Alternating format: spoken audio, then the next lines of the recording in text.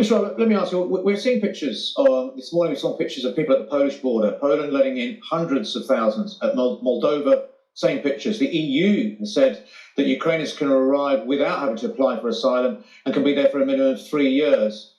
Yet here in the UK, Priti Patel and the Home Office has said that we will allow people to come here, but only if they are immediate family members of Ukrainians already here in the UK. Why are we being so restrictive, do you think?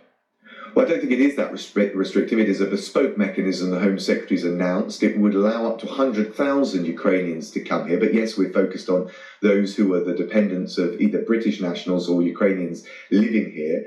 We also know, and it's true in refugee situations around the world, that many of those fleeing Ukraine would want to stay in the country, but if not, go to a country closer to them in Central and Eastern Europe. And we'll work with our partners, but also with the UN, to facilitate that. And I think the Home Secretary's responded swiftly in the most agile way we can to provide the swiftest opportunity to support those fleeing. And we'll, of course, it is a team effort. We'll work with our international partners, but also with the UN agencies on this. She describes immediate family. What is immediate family? Who does that mean? Does that mean mothers, fathers? How do you define immediate family? Well, it will cover dependents, but let the Home Secretary set out. So not parents, dependents or not. So if you're here and your mother, let's say, is in Ukraine, can your mother come and join you?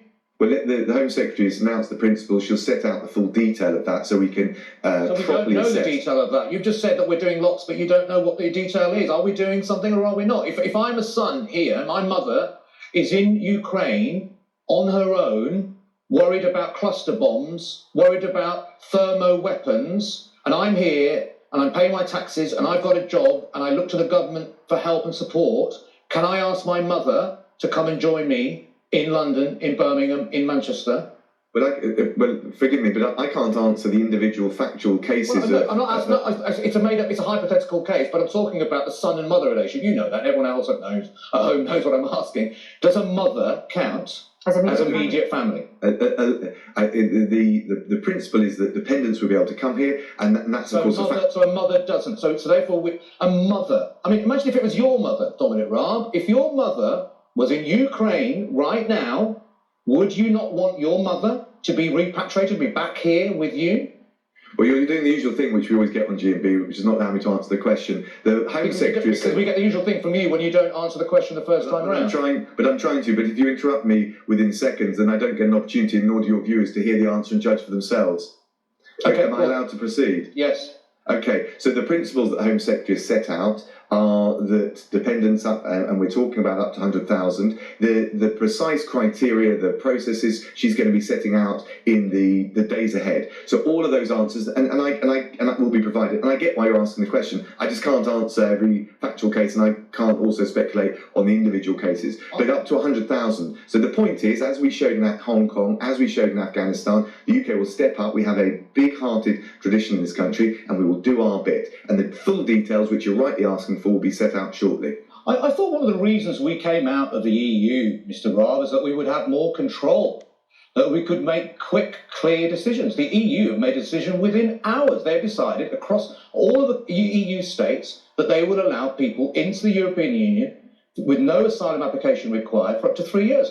We have got our own, we're supposed to be in control, yet we can't appear to make a decision. What was the point? We can't make a decision, then you only have to wait. We haven't, we're still waiting for detail. We can make a decision, we have made a decision, the full detail of it will be set out. The one point I would also make, though, is that I think that the EU has reflected the reality of those Central and Eastern European countries who are so close to Ukraine, and the fact that the flow of refugees will inevitably be end up going in that direction, because many of those will want to stay as close to home as possible with the view to going back to Ukraine as soon as possible afterwards. Can I ask you a question about Ukraine? We all worry about the future of Ukraine at the moment and where they stand in Europe. And President Zelensky has applied to be a member state of the European Union. Do you think that is a good idea? Well, it's ultimately a question for the EU and Ukraine to decide. But I think the one thing that I would say is, if Putin thinks that by launching an illegal war with all of the catastrophic consequences, he is going to split and hive off and create satellite states around him. The inevitable consequence is that his neighbours are going to look to the transatlantic allies and the European and American for more comfort. We're already seeing that amongst NATO members, which is why both land, air and maritime, we have strengthened the support we're providing within that NATO umbrella. So the tragedy for Russia and the miscalculation for Putin is that this will only steal the resolve of NATO, the EU, the transatlantic alliance, to make sure that we protect that border. And I think that's the inevitable consequence.